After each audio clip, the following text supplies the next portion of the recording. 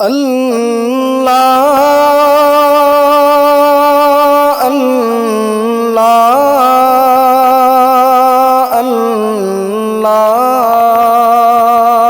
اللہ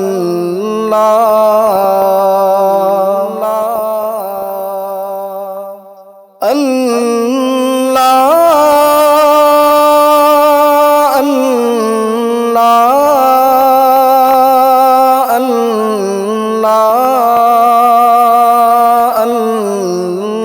ناظرین گرامی، السلام علیکم ورحمۃ اللہ وبرکاتہ۔ میں ہوں آپ کا میزبان انصار عزیز ندوی، اور آپ اس وقت سیدھی بات چینل کے خصوصی پروگرام ذکر میرے حبیب کا صلی اللہ علیہ وسلم دیکھ رہے ہیں۔ ناظرین گرامی، آج ہم اس پروگرام کی 107ویں نمبر کی قسط پیش کریں گے انشاءاللہ تعالی۔ گزشتہ قسط میں آپ نے سنا اور دیکھا تھا کہ حضرت زینب رضی اللہ تعالیٰ عنہ کے ساتھ کیا کچھ واقعات پیش آئے، ابو سفیان کا ان حالات میں کیا رد عمل رہا، پھر حضور اکرم صلی اللہ علیہ وسلم کو اذیت پہنچانے کے لیے کن آخری حدود خباثت کو دشمنان رسول چھو گئے، اور کس طرح بنو بکر نے قریش سے بنو خزاعہ نے حضور اکرم صلی اللہ علیہ وسلم سے معاہدانہ تعلق جوڑ لیا۔ اب آئیے ہم یہاں سے آگے بڑھتے ہیں۔ ناظرین گرامی، دور اسلامی سے قبل ان دونوں قبیلوں کے درمیان ایک قتل کے سلسلے میں انتقام کا منحوس چکر چل رہا تھا، اور ان کے مابین متعدد واقعات قتل کے ہو چکے تھے۔ بنو بکر اپنی باری پر بدلہ لینے کے لیے تل ہی رہے تھے کہ اسلامی تحریک نے تاریخ میں شدید مد و جزر پیدا کر کے جاہل عرب کے تمام قبائل کی توجہ ادھر کھینچ لی، اور وہ باہمی معاملات کو درکنار رکھ کر اس نئے پیغام کی مخالفت میں سب بستہ ہو گئے۔ تحریک اسلامی کے اعلانات نے جو سطحی سا اتحاد ان میں پیدا کر دیا تھا، اس کا زور معاہدہ حدیبیہ کے بعد ٹھنڈا پڑنے لگا۔ اب ان لوگوں کو اپنے پرانے جھگڑے یاد آئے۔ بنو بکر کی ایک شاخ بنو ویل تھی۔ بنو ویل کے ایک شخص اسود بن رضان کے مقتول لڑکوں کا بدلہ لینے کے لیے بنو ویل کے سردار نوفل بن معاویہ نے قبیلے کے لوگوں کا ساتھ لیا، ان کو اپنے ساتھ لیا، اور ایام ہدنہ یعنی کہ مصالحت کے وقفے کو غنیمت جان کر بنو خزاعہ پر حملہ کیا، اور آغاز شرارت کے طور پر چشمہ الوتیر کے پاس خزاعی کے خون سے ہاتھ رنگے۔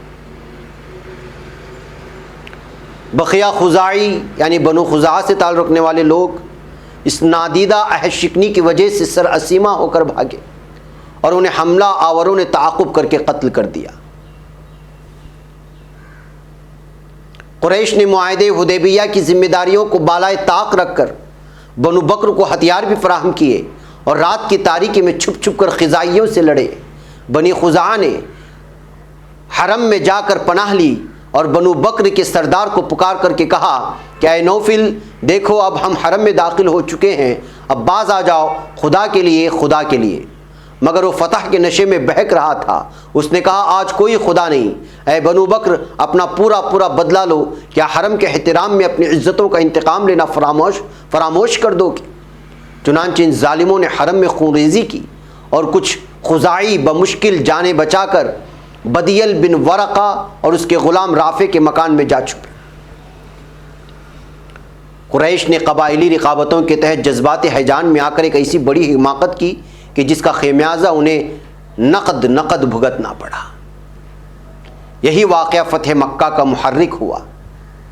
قریش نے قطعاً نہ سوچا کہ تحریک اسلامی کی لمحہ بلمحہ آگے بڑھتی ہوئی طاقتور رو کے مقابلے میں ان کی قوت اخلاقی اور سیاسی دونوں لحاظ سے حد درجہ گر چکی ہے، اور ان کو پھونک پھونک کر قدم رکھنا ہے۔ اس واقعے کی وجہ سے عرب کے قبائلی معاشرے میں قریش کی بدعہدی کا خوب چرچا ہوا ہوگا، اور ان کی ساکھ حد درجہ گری ہوگی۔ پھر بنو بکر کی انتہائی ظالمانہ روش اور بنو خزاعہ کی حد درجہ شان مظلومی نے تمام قبائل کو چوکنا کر دیا ہوگا کہ قریش کی قیادت امن اور انصاف بہم نہیں پہنچا سکتی۔ پھر اس واقعے میں خدا کے نام کے تقدس اور حرم کی حرمت کو صدیوں کی روایات کے بخلاف جس بری طرح سے پامال کیا گیا تھا اس نے عوام کے دلوں میں جذباتی ہل چلا کر برپا کر دی ہوگی۔ اس ہنگامے سے قریش نے اپنا وزن ظالم عنصر کے پلڑے میں ڈال کر اپنے آپ کو ذلیل کر لیا۔ علاوازی قریش نے سوچا تو یہ ہوگا کہ ہم اسلامی ریاست کے ایک حلیف کو کچل کر محمد مصطفیٰ صلی اللہ علیہ وسلم کے خلاف اپنی آتش کینہ کو ٹھنڈا کر رہے ہیں، لیکن انہوں نے یہ نہ سوچا کہ ہم جاہلی نظام کی پشت پناہی کرنے والے بچے کچے قبائل کا شیرازہ اپنے ہاتھوں سے درہم برہم کر رہے ہیں اور بعض ہمسایہ قبائل کو خود ہی دھکیل کر مدینے کے حوالے کر رہے ہیں۔ ناظرین، دراصل ہر بوسیدہ نظام اور ہر فرسودہ قیادت جو اعلیٰ اصول و مقاصد اور اخلاقی معیارات اور تعمیری نقشہ تمدن سے محروم ہو کر محض اس منفی مقصد کو اپنا لے کہ وقت کے افق سے ابھرنے والی ہر اصلاح اور تعمیر کیش قوت کو کچلنا ہے، اس کی تقدیر یہی ہے کہ اس کی عقل اسے حماقتوں کی راہ پر لے جاتی ہے، اس کا زور اسے ضعف کے گڑھے میں گراتا ہے، اس کا احساس برتری اسے ذلیل کرتا ہے اور اس کی پیش قدمی اس کی پسپائی کا موجب بنتی ہے۔ عمرو ابن سالم خزاعی مدینہ روانہ ہو گئے اور سرور عالم محمد مصطفیٰ صلی اللہ علیہ وسلم کے حضور میں جا کر بنو بکر اور قریش کے مظالم کا دکھڑا سنایا۔ حضور اکرم صلی اللہ علیہ وسلم مسجد میں سر مجلس تشریف رکھتے تھے۔ عمرو بن سالم نے عربی روایت کے مطابق اپنے داستان درد کو دلشگاف اشعار میں بیان کیا، اور ابن ہشام کے ہاں لاہم کے بجائے یا رب بھی روایت کیا گیا ہے، اور ان عربی اشعار کا ترجمہ یہ ہے کہ اے اللہ، میں محمد مصطفیٰ صلی اللہ علیہ وسلم کو وہ معاہدہ یاد دلاؤں گا جو ہمارے ان کے قدیمی گھرانوں کے درمیان ہوا ہے۔ اے پیغمبر مصطفیٰ صلی اللہ علیہ وسلم، ہماری مدد کیجیے اور خدا کے بندوں کو پکاریے تاکہ وہ مدد کے لیے آپ صلی اللہ علیہ وسلم کے گرد مجتمع ہوں۔ ایک ایسے لشکر جرار کے درمیان اٹھیے جو سمندر کی طرح معجزن ہو کر جھاگ اٹھا رہا ہو، کیونکہ قریش نے آپ صلی اللہ علیہ وسلم کا معاہدہ توڑ ڈالا ہے۔ انہوں نے ہمیں رات کی تاریکی میں تیر کے پاس آ لیا، سوتے میں ہم پر حملہ کیا اور پھر ہمارے لوگوں کو رکوع و سجود کرنے کی حالت میں گھائل کیا۔ تو جواب ملا، نصرت یا عمرو ابن سالم، یعنی اے عمرو ابن سالم تمہاری امداد کی جائے گی۔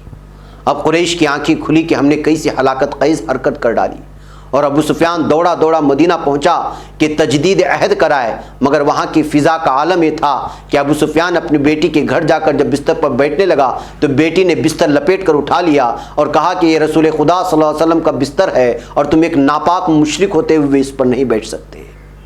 ابو سفیان نامراد لوٹا اور چند ہی دن بعد یکایک مکہ نے دیکھا کہ ایک عظیم لشکر اس کے دروازے پر دستک دے رہا ہے۔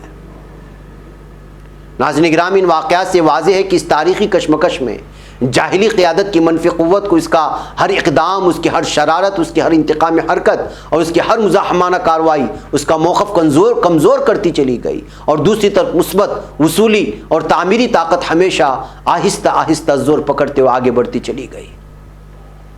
ان حرکتوں کے مقابلے میں آپ ذرا محسن انسانیت محمد مصطفیٰ صلی اللہ علیہ وسلم کے طرز عمل کو دیکھیے کہ طریقین کے درمیان حالت جنگ چل رہی ہے، اور رئیس یمامہ اسلام قبول کر کے مستقل طور پر مکے کو جانے والی غلے کی رسد کو بند کر دیتا ہے۔ عین اسی زمانے میں مکے کے لوگ قحط سے دوچار تھے۔ حضور اکرم صلی اللہ علیہ وسلم نے مکے کے غریب طبقوں کا خیال کرتے ہوئے یمامہ سے از خود کہہ کر رسد جاری کرائی اور پھر اپنے پاس سے فقراء مکہ کے لیے 500 اشرفیاں روانہ کی۔ ایک اسی احسان نے مکے کے عوام کے دلوں کو کس قدر موہ لیا ہوگا۔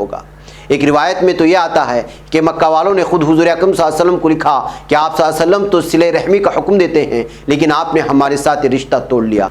یہ فقرہ بھی مذکور ہے کہ قتلت الآباء بالسیف والابناء بالجوع، یعنی باپوں کو تلواروں سے ختم کر دیا اور ان کے اولادوں کو بھوکوں سے مار رہے ہو۔ رسول اکرم صلی اللہ علیہ وسلم کی سیاسی زندگی ڈاکٹر حمید اللہ صاحب نے جو لکھی ہے، یا پھر جو ہے اصح السیر جو مولانا عبدالرؤوف صاحب کی ہے، یا پھر سیرت ابن ہشام جلد 4 صفحہ نمبر 310 میں یہ سارے واقعات درج ہیں۔ ناظرین گرامی، وہاں جا کر کے تفصیلاً آپ ان تمام واقعات کو پڑھ سکتے ہیں۔ وہکیف ناظرین گرامی، وقت ہو چلا ہے، آئندہ قسم میں ہم انشاءاللہ سیرت رسول مقبول علیہ السلام کی اس زندگی کی تفصیلات پیش کریں گے جو تلواروں کے سائے میں گزری ہے۔ مجھے یہاں پر اجازت دیں۔ السلام علیکم ورحمۃ اللہ وبرکاتہ۔ اللہ